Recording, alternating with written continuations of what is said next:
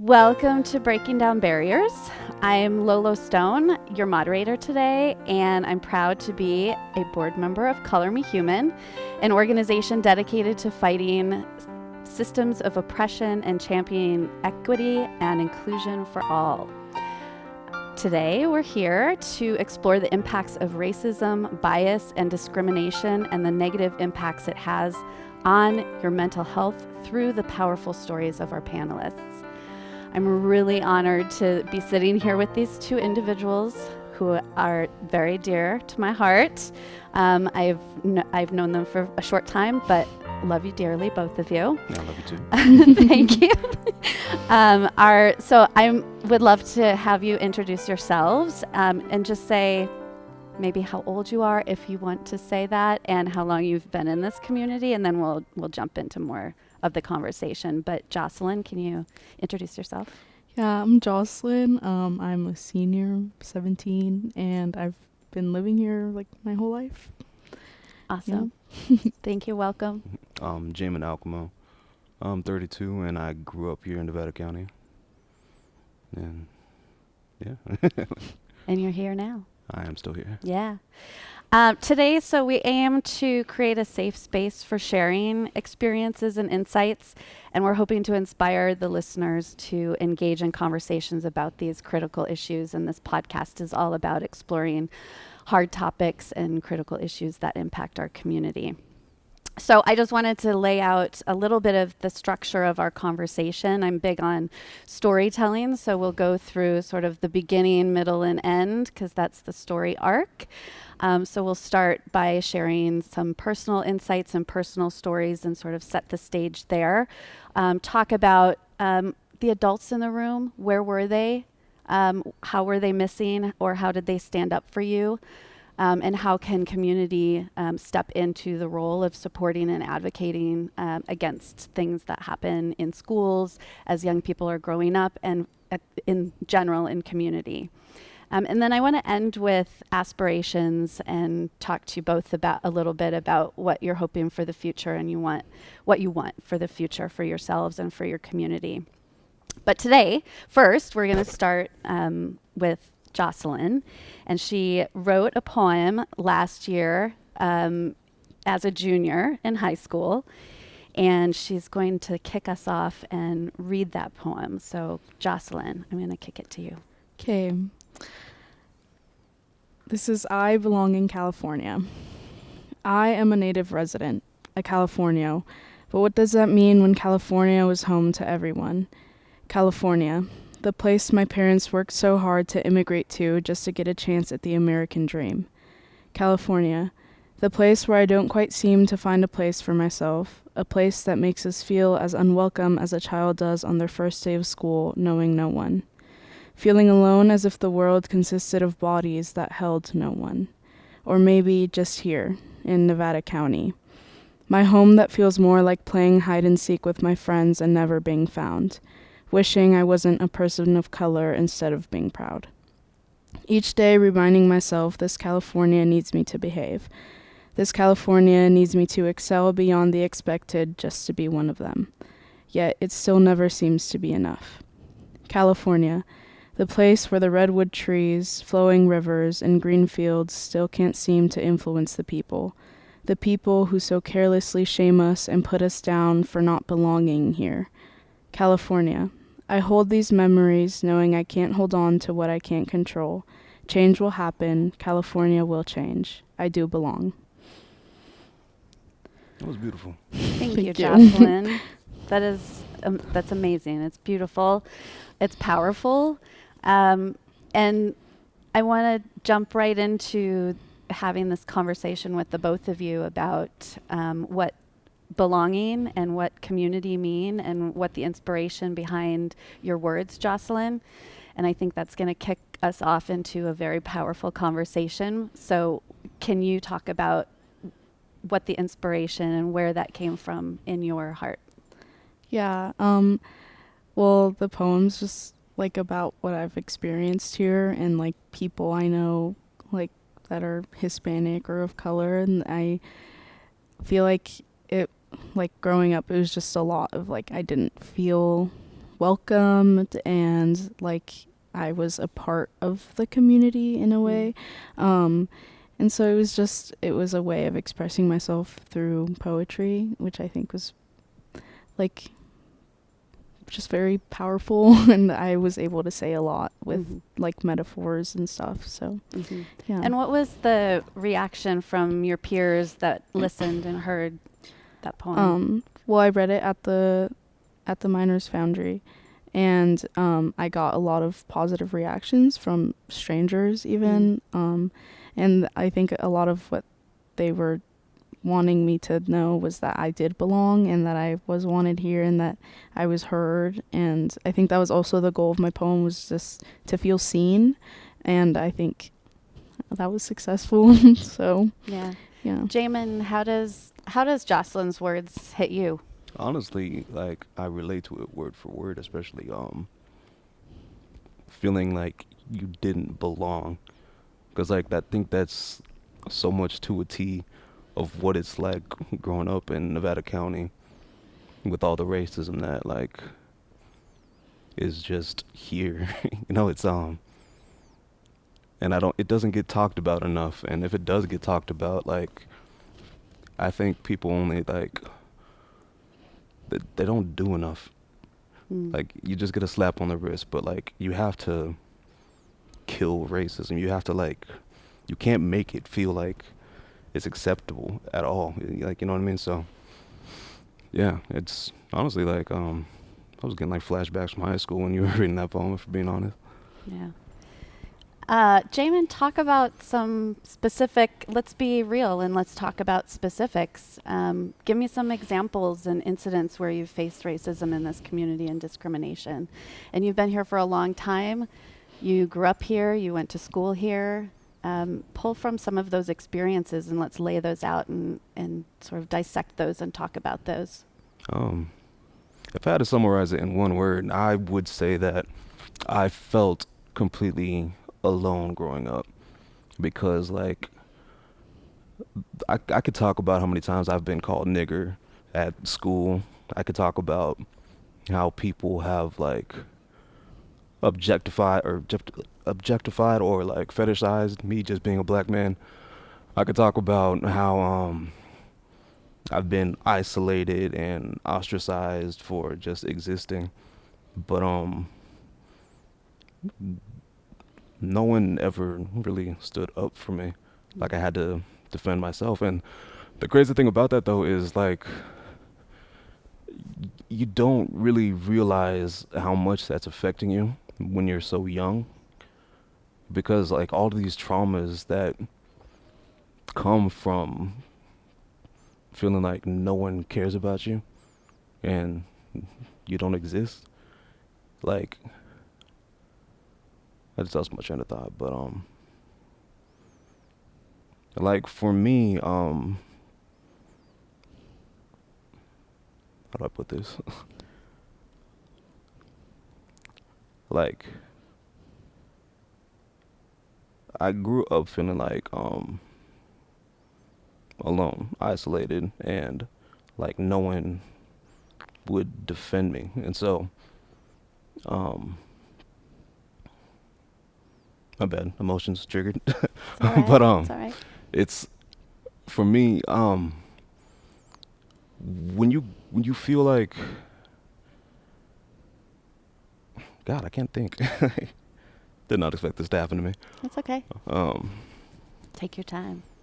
No, let me just gather my thoughts real quick. Yeah. So, Jocelyn, I know that in our conversations, or our conversation that we had initially, you shared a lot of experiences from when you were in kindergarten and very young growing up. And I know that it's very resonant what Jamin is saying. And can you talk a little bit about your experiences too?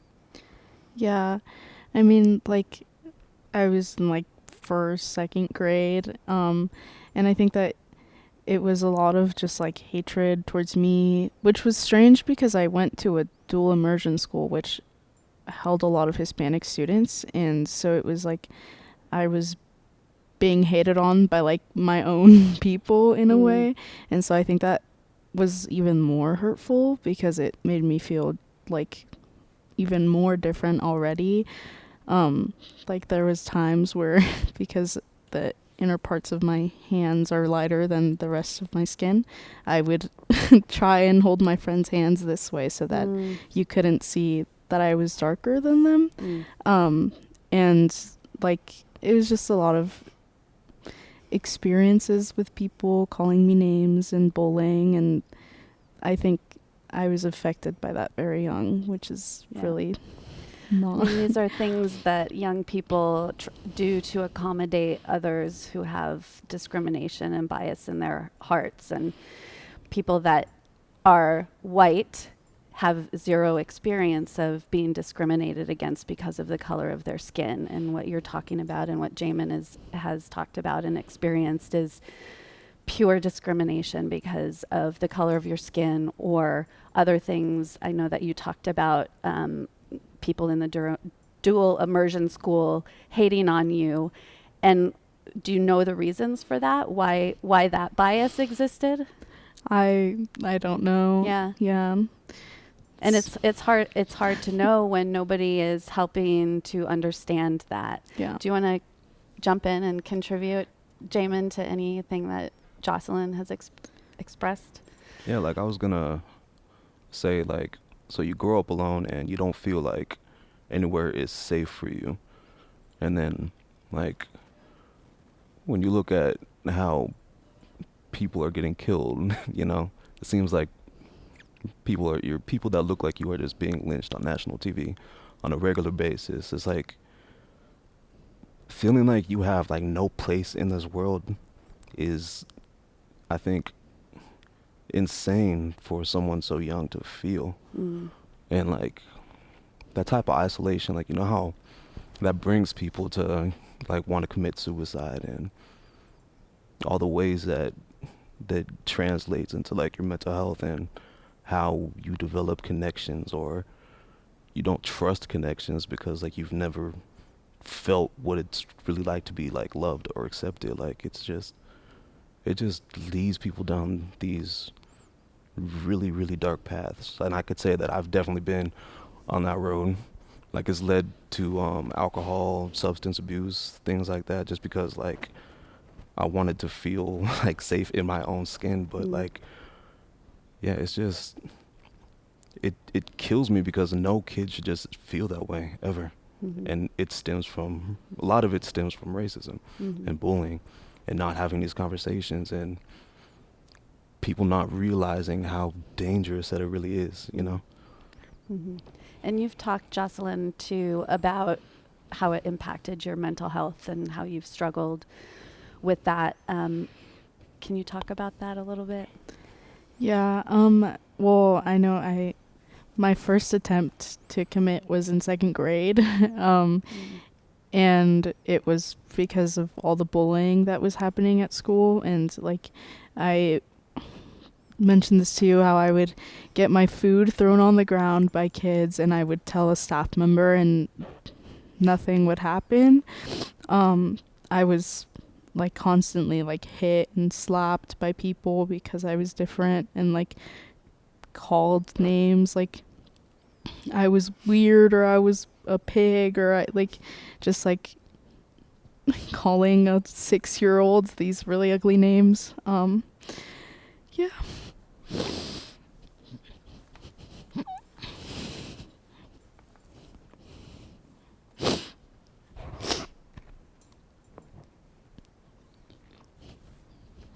Yeah, it's heavy because like I relate so much, and like a lot of these issues that how much it messed me up mentally. Like I'm still struggling with a lot of this stuff today, 32, and even though I have like a lot of self-awareness that kind of helps me navigate, you know, through my complicated brain,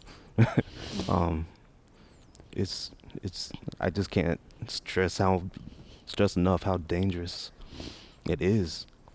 And like I've known people who didn't make it, or people who have like gone through with their suicide attempt because of how horrible it was growing up. You know what I mean? Like.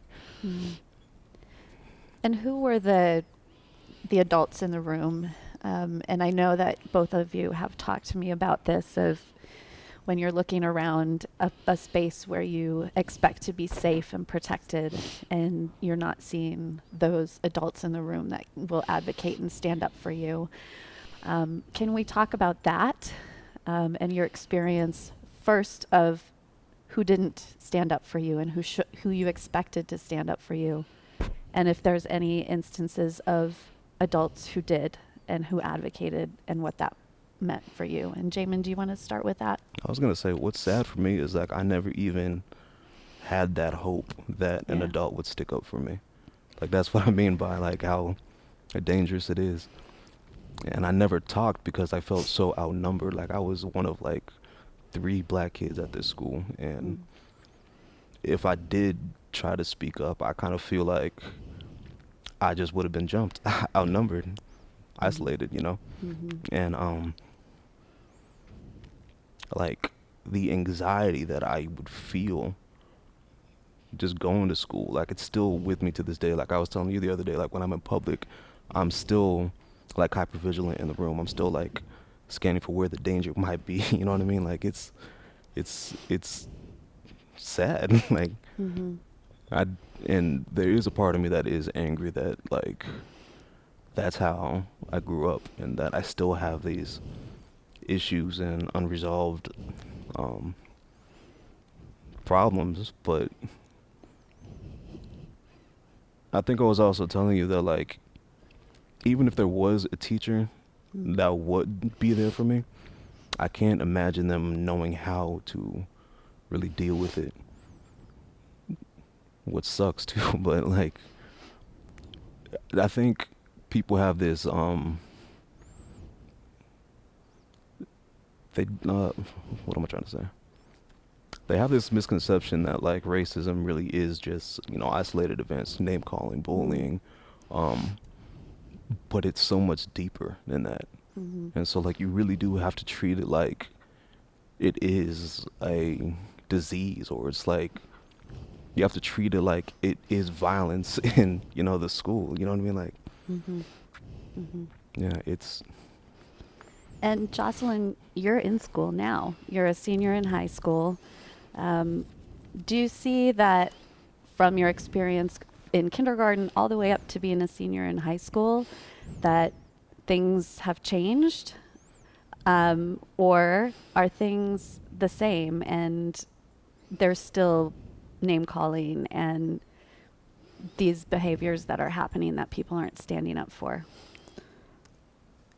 In a way, I think it's Oh, Thank you so much. still the same, because I'm in high school and I still get called names and I still get called racial slurs, and it's like a very open thing, and it's like even concerning that now like teachers still aren't saying anything. And even like sometimes I feel like, well, I was telling you an assignment we had where we were like making a podcast and had to pretend to be an immigrant, which I was extremely uncomfortable about, and even like spoke up about it. And the response I got was to put yourself in their shoes, which is like I have experienced it firsthand. You have those shoes. Yeah. And so like we've had a couple things like that at the current school that I'm at, and so it's like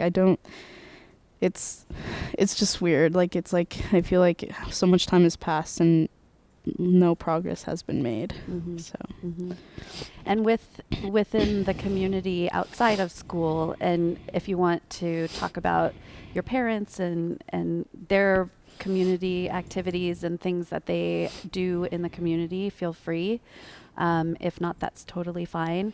But talk about a little bit outside of community and what you and your family have experienced from community members. I know there's a lot of like just like misjudging someone. Like I was at the fair and I got like called out by this old couple saying like we were cutting in front of him, but it could have just ended at that, and he had to add, like, I know you people, like, I know how you are. And it's like, like, okay, like, obviously, like, it didn't need to be that, I guess.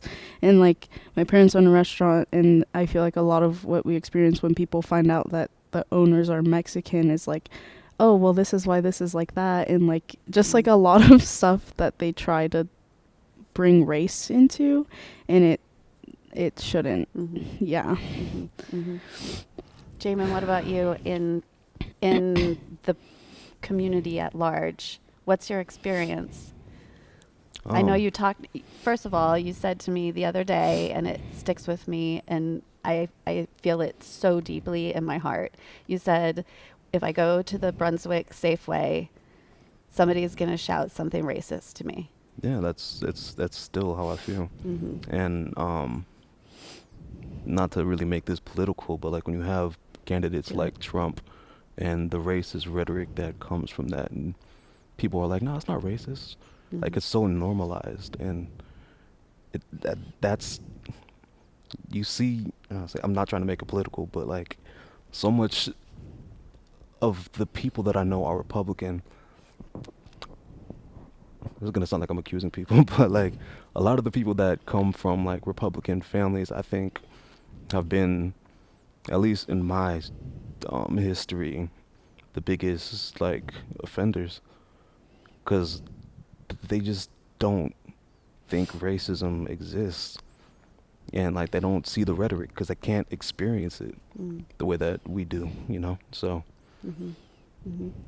yeah, I just in my experience working in immigration justice and reform and the criminal justice system, also the impact of negative narrative in community is so damaging. And it infiltrates, and it's really hard to pull people back from a narrative that they believe. And so this is where we're at and where we sit in our community now, is how do we pull people back and unveil that and disrupt that negative narrative that exists around race, immigrants, any other difference that people have. What is it that community needs to hear? And from Jocelyn, from your perspective as a senior in high school, what is it that community needs to hear to be able to disrupt that part of our society? Because that's what needs to happen. I think if I could say one thing, it'd literally just be that we're all human. We're all the same. Like, I don't think that, obviously I feel like this is something that's said so much, but it's like the color of our skin doesn't change the fact that we are human, or like our race or our beliefs or anything. And I think that's here, like what Jamie was saying, like with like the whole political thing, like I think it's become a lot more split, where it's like a lot of Republicans obviously very like racist, and I feel like they're very comfortable voicing that, which is really like uncomfortable. And then like the other side, I feel like, is going for change. And I think we obviously come from a very like racist history in Nevada County, and I feel like we just need to do something to change that. What about you? I agree. But it's also so hard to like imagine, because racism is just so malignant, and it's hard to get people to look into something when they already have this such a deep core belief, in whatever those beliefs are. But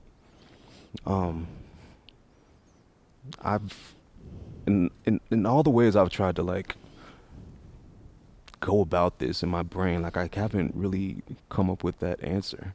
Like, I don't really know exactly how to change it. I do preach a lot about, like Jocelyn was saying, that we are all human. You know, our emotions, our beliefs, it's all just as vivid, you know, to me as it is to you. But even saying that doesn't feel like it's enough for some people.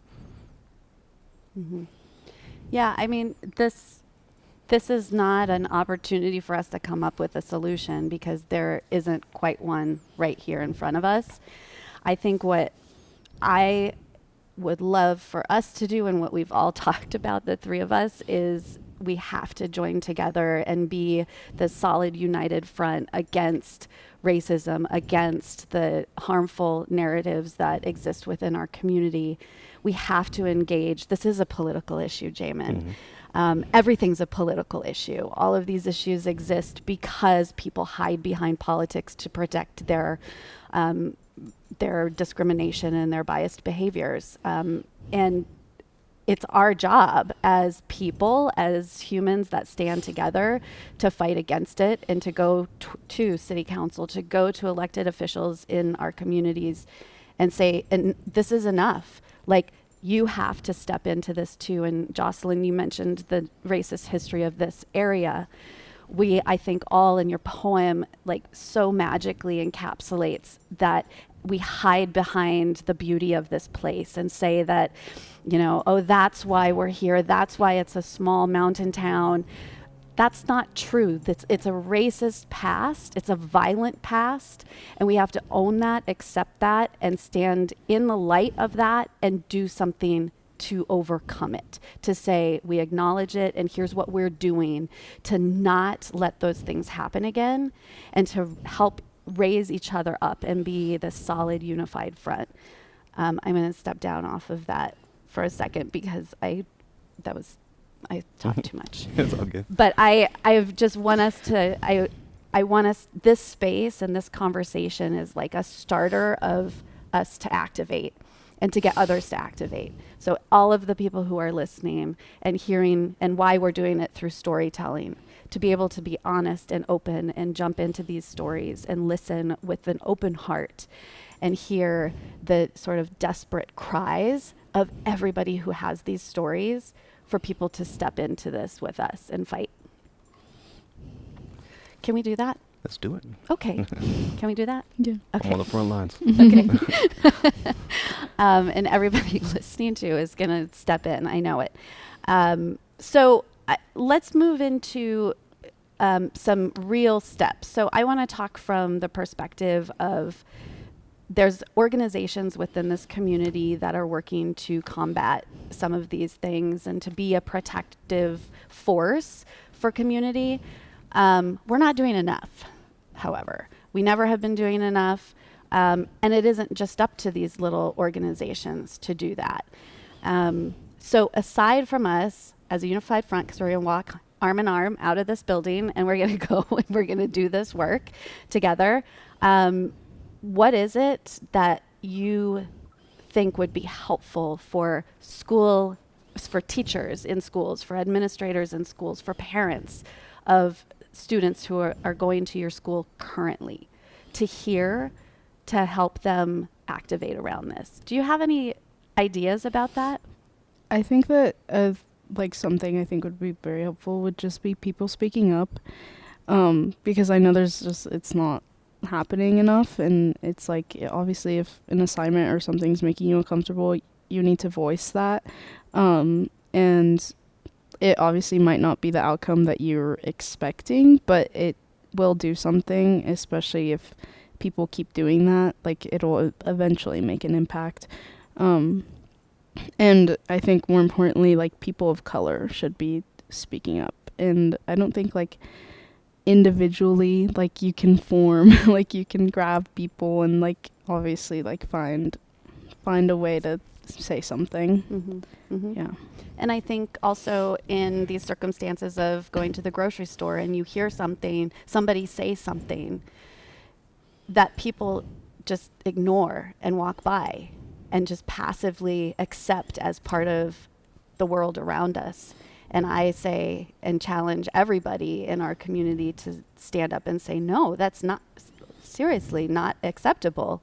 That is not what goes on here. We are against hate. There was a rally against hate on Saturday because Laura Loomer was in town. Here's my thing. Laura Loomer from the Republican Party is a racist. She's hateful, and she has negative rhetoric that is being spread throughout the Republican Party and communities. Having a rally against hate is not protesting that. We need to protest the Republican Party in Nevada County who invited her in. And that's my plea. We need to stop putting a Band-Aid over these problems and saying, oh, we're just going to hold a rally against hate. That's great. And we need to go to the Republican Party door and say, enough is enough. That's not what the Republican Party is about. This is about spreading hate and violence. Can you react on that, Jamin, just as a adult in the room as well? See, I mean, you're a lot nicer than me. Because, like, let me put it like this. Like, the way that I was quiet in high school, as I've gotten older, that has completely changed. Now I'm the loud person in the room. Now I will kick the door down. And now I'm, aggressive and standing up to all the racism and the hatred that, I see in public spaces. But I think when we're having these conversations, I think that sometimes people don't want to see how ugly it is, so they'll censor the truth. They'll try and make it lighter than what it is, and I think that's like one of the most damaging things to making a change. You can't censor it. You have to be completely brutally honest about how ugly and how dark and how painful and how just dark this is and what it does. And I also think sometimes you need to hold a mirror up to the people who are complicit in it, the people who aren't standing up, the people who are just trying to stay out of the way. You know what I mean? Like, I've always loved that saying that silence is complicit, because I believe that to my core. Yeah. Absolutely. Do you have any thoughts, Jocelyn, on this conversation? I really like that quote. Yeah. It is. I'm very angered and upset by this community in the way that it does not stand up and isn't showing up for you and for both of you and everybody else who's facing bullying and discrimination and racism and violence throughout this community. And I think that we owe it to this community and this place and to everyone in it to not be silent and not be complicit. So I'm ready to fight. I'm not actually as nice as you might think I am. But I'm ready to fight, and I think we need to find the fighters in the room and make this happen. I think that there's some specific actions we can do, because what I care about also, and what I want to move us into this conversation is your futures and what you aspire and wish and want in your lives and for your families and your community, because you're amazing people who both use art as an outlet for creativity and for your pain. And I want to respect that, and I want to know what your hope is, what you want in your life. And Jamin, you can start. It sounds so cliche and simple to say, but really just peace. Like, peace is like the one thing I've always just wanted in my life, and I haven't really felt that. You know what I mean? So peace is really just the simplest answer that I could come up with. Do you want to stay here? I haven't figured that out yet. Part of me wants to move, but I also don't know where. But I think if meaningful change could come to Nevada County, I think I still don't know if I would stay here. Because, like, if we're being honest, I just have so many painful memories and traumatic experiences in Nevada County. So it's kind of hard for me to want to stay in that. I tried escaping once already, but that kind of didn't work out the way it was supposed to, so I had to move back. Like I moved all the way to Arizona. But yeah, just peace. Arizona, how was that? Hot. Like, it was cool though. Tucson, Where in Arizona. Tucson, okay. Yeah.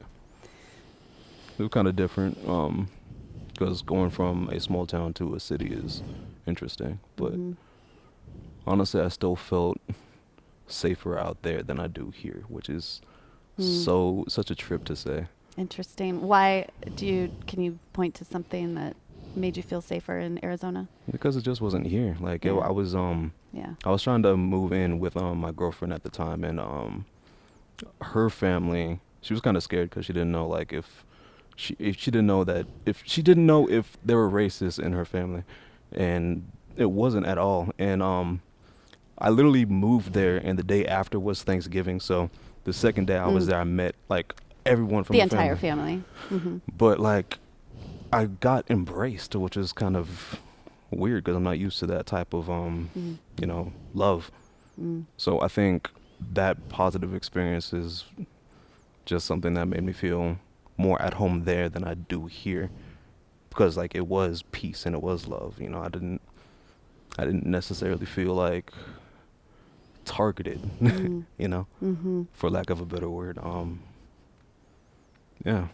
So you haven't felt that this community has embraced you and loved you? Yeah, because that's what I was saying earlier. Yeah. Like when you grow up feeling alone and Yeah. you've never had anyone stick up for you, you don't feel like you have a place here. And that's I think that's kind of like the core of like a lot of the pain that I have in my chest, like not feeling like I belong anywhere. And honestly, it breaks my heart to think that like there are kids that feel that way still, and it drives me crazy that people don't see that. Like people are just okay with it, and it's like, how? You can't be okay with that, So yeah. Jocelyn, what are your hopes for your future? You told me some really big hopes and dreams. Well, I know that I want to go off to college and I want to pursue medicine and be in that field. And I do want to leave here. I know that. I know that's like my on the list, top of the list. And I resonate a lot with what you're saying, Jamin, about not belongings. Like even it's like interesting to hear like coming from a person older than me that like it's still there. And that's really upsetting. But I do hope that one day it'll change, and hopefully there will be a place you'll feel you'll belong here. And I know like with my family and stuff, like it resonates with my family too. But yeah, I want to leave and I want to get away from here, and I want to do big things with my life, hopefully. And you will. Yeah. No doubt. You made a comment when we met earlier about that you felt like you had, or you actually did have to work twice as hard for the same result. Can you talk about that a little bit? Because that's getting into like today's hope and dream of I'm going to do great things. Yeah. Well, like I feel like I experienced this more in like elementary school and middle school than I do now, but it was a lot of like just like competition for things I shouldn't be competing with. Like, I think I told you like there was an assignment I had where my teacher gave me a C for Spanish class, which is weird because I'm fluent in reading, writing, everything. And it was the first like low grade I ever had.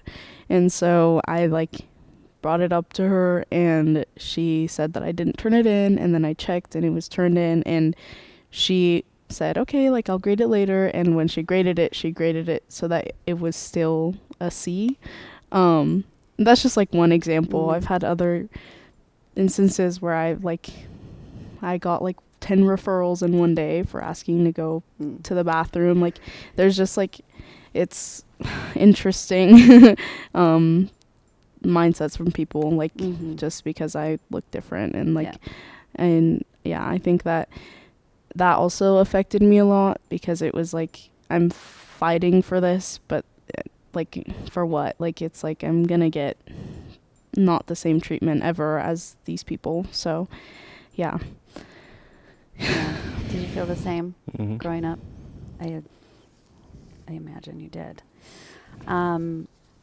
So I think in wrapping up the conversation, what I would love just some closing, sort of a closing idea, a closing thought, a closing feeling from each of you about how this conversation is sort of landing in your heart, and how, if there's feelings of hopefulness coming from this conversation, or if anything else, if there's feelings of we're still stuck, and what this conversation means. I would love to hear that from you both. Do you want to start, Jamin? I would say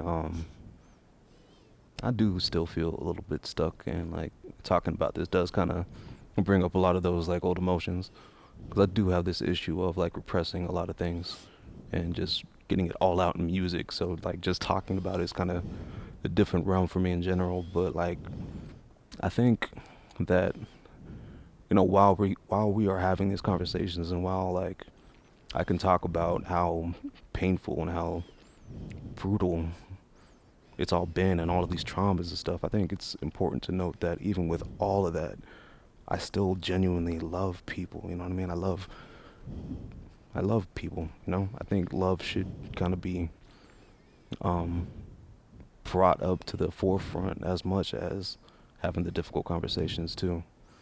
Because I think that's kind of what you need to have at the end of it. Like we could talk about all the brutal stuff all day, but Mhm. like follow it up with love. You know. Mhm. So yeah, that'll be my message to everybody. I love you.